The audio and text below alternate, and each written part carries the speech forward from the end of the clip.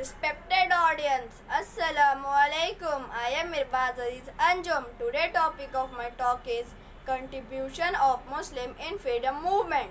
The history of Indian freedom movement would be incomplete without mentioning the role of Indian Muslim from revolt of 1857 to the day of independence in 1947. Presence of Muslim cannot be denied. One of the revolutionaries, Muhammad Ashfaqullah Khan, who had fought to cripple the British administration. Another one, Khan Abdul Ghaffar Khan, who had passed 45 years of his life in jail for the freedom of India.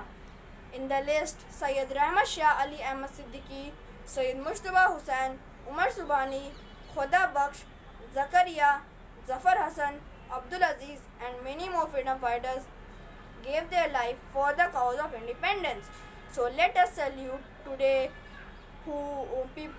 people who fought for the independence of the country.